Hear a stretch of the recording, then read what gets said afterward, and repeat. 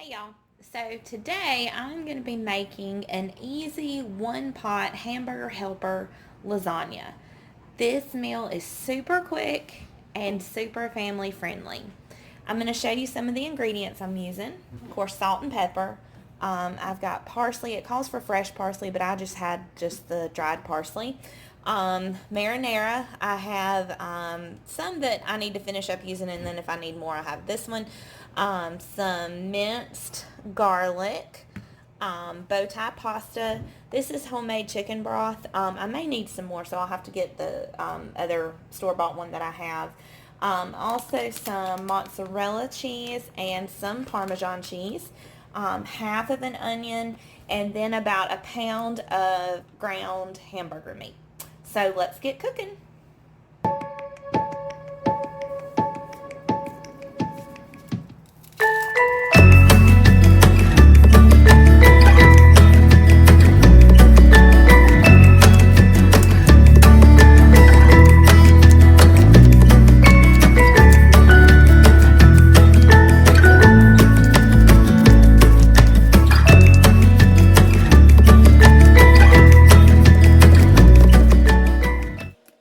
Onion chopped. I'm going to go ahead and pour some, I just have some extra virgin olive oil.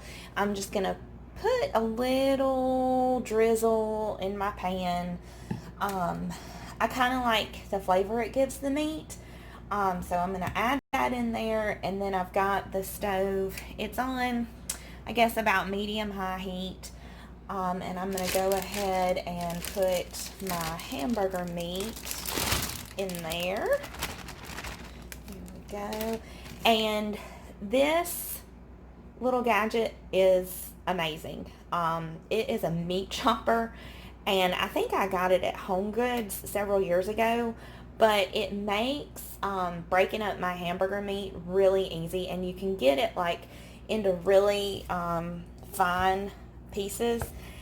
And I know my angle is kind of weird on my camera. I have a sweet little puppy who is wanting to be close to me. So he is laying right here in front of the stove while I cook, which is usually the norm, but usually he's a little bit more further over. So I'm going to let that heat up and go ahead and get the hamburger meat browned.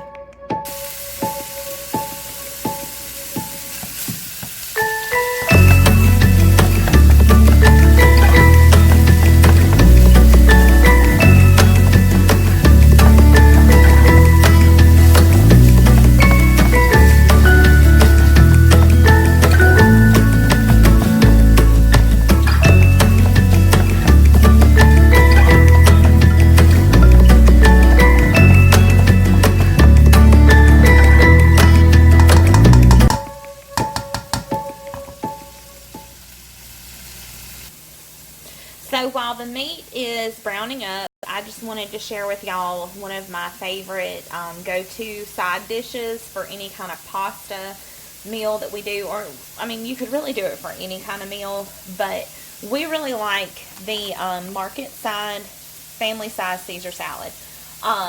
We get this from Walmart, and it comes with the lettuce, the croutons, your Parmesan cheese, and the pepper. It is so simple to do. I mean, of course, you just dump it out in the bowl. But Trey loves it. I love it. Murph's not a huge fan of it, but it's just like something extra to go with like a pasta meal, instead of having to like chop up lettuce and grade cheese and all that. So this is just a super simple alternative that we use at our house. Okay, so our meat is getting browned up, and as you can see, you just kind of take the spoon and I don't know what you want to call it, the chopper, and you just kind of break up your meat into smaller pieces. It's a lot easier to do. I used to do it with like a wooden spoon, but I found this, and I just thought it was just so much easier than using my wooden spoon, and it doesn't mess up the end of it as much. So we'll let this finish browning, and then we're going to add our onions.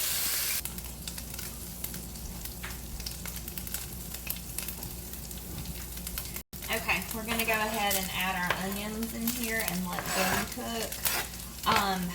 My ground chuck had a little bit more fat in it than what I like, so I went ahead and drained some of that off.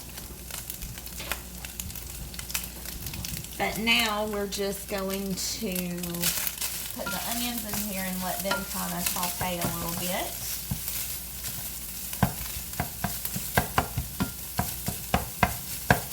I love the smell of onions cooking. It smells delicious. Alright, so we're going to go ahead and add some garlic. And the recipe calls for 3 cloves. But I just kind of eyeball it. And this is a half a teaspoon. And so I just did 2 heaping teaspoons of garlic. We like garlic in a lot of our foods, a lot of our sauces. So you can always adjust that depending on your taste for garlic. And a little fun fact, don't have your temperature really high when you put the garlic in, because garlic can burn and it'll have like a bitter taste to it. So I always try to turn the heat down when I put the garlic in and let it cook on a little bit lower heat, so we get the full garlic flavor and not a bitter taste. Alright, next I'm going to add in a tablespoon of some Italian seasoning. I just get the, this is just the Kroger brand. I have gotten, I think, like McCormick, but this is just the Italian seasoning from Kroger. It's got basil and parsley and oregano, and I use this a good bit and stuff. I really like the flavor it gives. I'm also gonna put in some about a, I guess, a half a teaspoon of pepper. We do like a lot of flavor in our food. And then probably maybe about a teaspoon of salt. I'm going to sprinkle that in. And I always do it like in the palm of my hand. My hands are clean. I do wash them. So get that in. And I'm going to grab a spoon. And I have one clean. Okay. And I'm just going to kind of stir this around and get those seasonings in there. And then we're going to start adding some liquid to it. Alright, now I'm going to go ahead and add in the marinara sauce. It calls for 2 cups, so I'm just going to eyeball it. This is the one I had opened in the fridge. And I've got another jar that I'm going to put in here with it to make it a little more saucier. So I'm going to pour about half of that, maybe, yeah, a little bit more. Add that in there. Give that a good stir.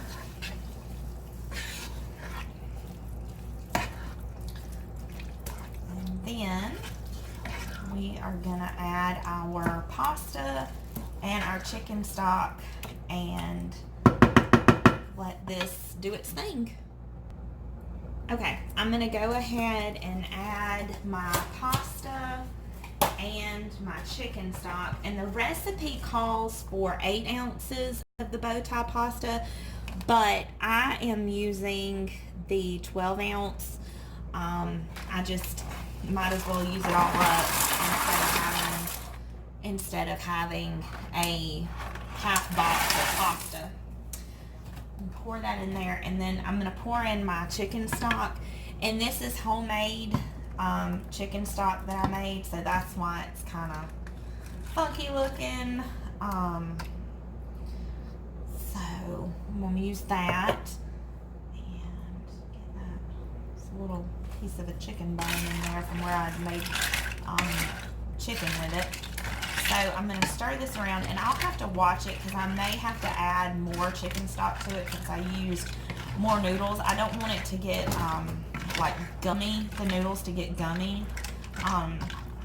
So I'm going to just let this go, let it get to boiling, and keep an eye on it. And I think you boil it, I think it said for 15 minutes. So let that go, and I'm going to get my kitchen cleaned up. Okay, so here is my kitchen while I am cooking. I kind of just left everything. I'm always, anytime I have like an empty container, I always try to go throw it in the trash can. So sitting it on the counter is a little different for me. So I got that, and then over here I've just got my cutting board, and I got to put the garlic up, and I'll still use the cheese. I got to make my salad. So I'm going to do that, and I've also I got some dishes I need to unload from the dishwasher, so I'm going to do that right now. And here's Skeeter. He moved from the kitchen to the dining room area. He's waiting on Mama, aren't you? Oh, what's the matter? What's she doing? You want to say hey? Yeah. No, noodles will get soft and tender. So we're just going to let this keep on cooking. Okay, so it is ready for the final touches. I am going to add in some mozzarella, however you say it. Sprinkle some of that in there. And we like ours super cheesy, so I probably put more than what it calls for. But you can always put more or less. It's always however you like. That in there. And then I'm also, it doesn't call for this, but I always add it into any kind of pasta dish that we have. It is some Parmesan. Let's see, shredded Parmesan cheese. Okay, and I just put just about a handful, I guess, in there. And then we are going to just stir this around and let it get good and melty in there. And then let that kind of get ooey gooey. And you can always top it with more, like when you serve it, you can always put more on the plate. But